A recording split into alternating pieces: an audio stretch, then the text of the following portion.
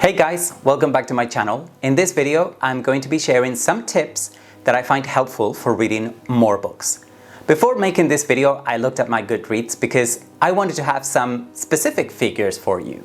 So far this year, I have read 89 books. In 2020, I managed to read 92 books, and in 2019, I read as many as 127 books. I know that when I have read fewer books, it's because I haven't been that consistent with my reading. It is not always possible to read books all the time, but you need to be as consistent as you possibly can. These days I'm reading about one book a week, although last summer there was a time when I was managing about 4 books a week.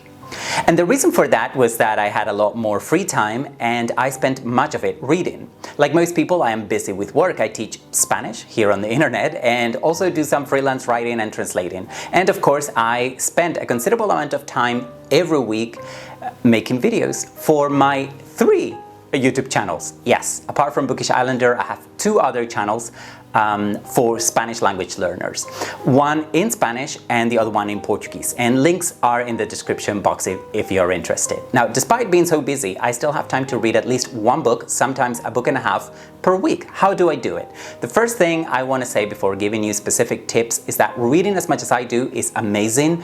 And I only wish I could read a little bit more, but I think I really read enough. And I'm glad about the amount of time that I spend reading and how productive that time is, because I love reading books and I love to have enough material to then come back here and talk to you about the books I've read and share my passion for literature with other readers around the world. Now, my first tip would be to invest in an e-reader. There are many e-readers available in the market, and this is not a sponsored video, so just do a search and find one that you like and that you can afford, because if you get used to reading using an electronic device, I can almost guarantee you that you will read a lot more books.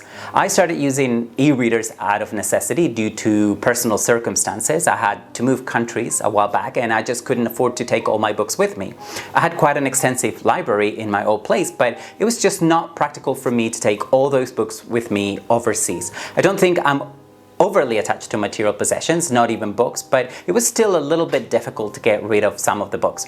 As an aside, I'm going to say that I didn't get rid of all the books I owned. I kept the ones that were truly special to me or that I thought would be harder to find because they were old or rare editions. I already had an e-reader anyway, so I was used to reading ebooks at that point. But if you had asked me back then, I would have said that I preferred physical books. I still like physical books, but I think reading ebooks has helped me to read more consistently and more effectively. I do have a collection of physical books that I cherish, but still to this day, I read more ebooks than I do physical books. Why do I love having an e-reader? Because I can access books immediately. I don't have to order them and then wait for them to arrive. I can just click on the books I want and have them in a matter of seconds.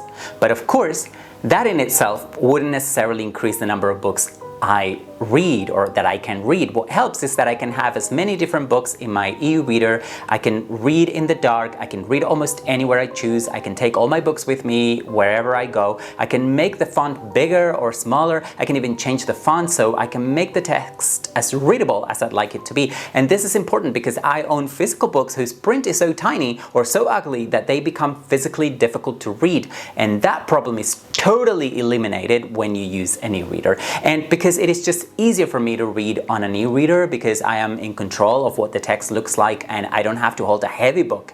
And no matter what I am reading, the weight of the device is not going to change. I find myself reading a lot more.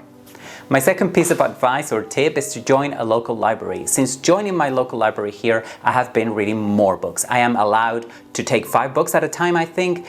And I can keep them for about 2 weeks, and then I can renew them a couple of times. But every time I go to the library, I get as many books as possible. And having those books at home and knowing that I borrowed them so they are not mine triggers something in my brain that makes me want to get through those books as quickly as possible, because I know that I have to return them and I hate the idea of being late, and also I don't want to keep them for too long because I am aware that they belong to everyone and somebody else might want to read them and I don't want to be selfish. So that's a great motivation for me to read more. Then tip number 3 is all about consistency, and this works not just for reading, but also if you want to learn a new skill or a new language.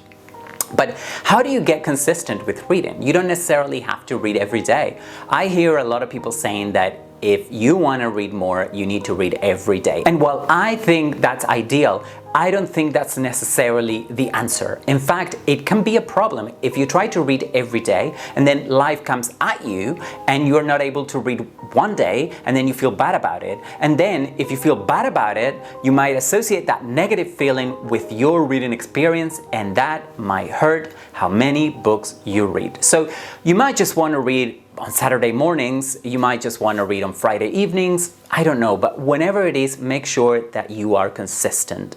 For me at the moment, what works is reading on weekends quite a lot. And then I manage to pick up whatever I'm reading once or twice again during the week. Tip number 4 is to read the books you want to read. I read a lot of books out of a sense of obligation. I read some books because I feel like I should read them. And I don't regret that because very often I end up enjoying those books. And just to be clear, I'm mostly talking here about classics, but you don't have to read classics if you don't want to. You don't have to read anything that you don't want to.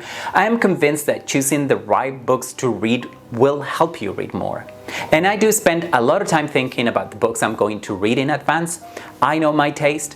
I do happen to enjoy being challenged by some of the books I read, but you might not. Just try to define what you want to get out of reading and gravitate toward the kind of books that will provide you with that reading experience. The more you read and the more widely you read, the better you will know your taste and the more familiar you will be with different genres or different authors. So you'll have to work that out for yourself. But whatever it is, if you find what you like, read that. Okay, my number 5 tip is to stop taking notes. I know some people like to highlight or underline passages in books or keep reading journals. If you enjoy that kind of thing, by all means keep doing it, but that's slowing you down. If you want to read more books, you need to stop doing that or do it less. What are the chances you're going to read the passages that you highlighted down the line? And will you ever even remember why you highlighted or underlined anything in a book a few years down the line? Of course, if you're studying or trying to get specific information from a book, then you should make extensive notes. That will help. But if you're reading fiction for your enjoyment, then I would recommend putting that pen down and just focusing all your attention on the text, getting lost in it and enjoying yourself. There is something about getting lost in a book and enjoying the ride, but if you keep stopping to take notes or highlight passages, you are going to miss out on some of that enjoyment. If making notes is part of what makes your reading experience enjoyable, then go ahead. But for me, that would kill it and make me feel like I was doing homework instead of reading a book for pleasure. My number 6 tip is to have an account on Goodreads. There may be other similar apps available. The point is that it is a good idea to record the books that you read and the dates when you start and finish each book. That way you'll see how long it takes you to read books and keep your reading motivation high. But what I love about Goodreads is the social aspect. With Goodreads, you can build a social network of people who are interested in reading books and talking about books. So for me, it's a nice addition to having a YouTube channel where I talk about books. But I had Goodreads long before I started my YouTube channel, and I don't think having a BookTube channel is for everyone. It does take a lot of time and effort. It can be a lot of fun, of course, but it can also be a little bit frustrating. And I'm sure not everyone would enjoy that. But being on Goodreads is a lot easier because you don't have to create any content for it. It's just a social network where you can connect with other people. You can see what other people are reading. You can share what you are reading. You can read reviews and you can check out ratings. I know that Goodreads is kind of ugly and it looks a bit outdated, but I love it. I find it useful to keep up with my reading. And by the way, you can be my friend on Goodreads if you like. You will find the link here on my channel if you're interested. I'd love to see you over there. Anyway, my final tip, tip number 7 for you today would be to create a reading schedule for yourself. Once you've done everything else that I've recommended in this video, you need to decide when you'll be able to read books. So think about the time that you have available so that you can get to that consistency level, but then think also about the books that you can read in that time. For example, you might leave certain kinds of books for certain times of the year. If you're reading on vacation, you might want to read a specific kind of book. If you're at home, you might want to read another kind of book.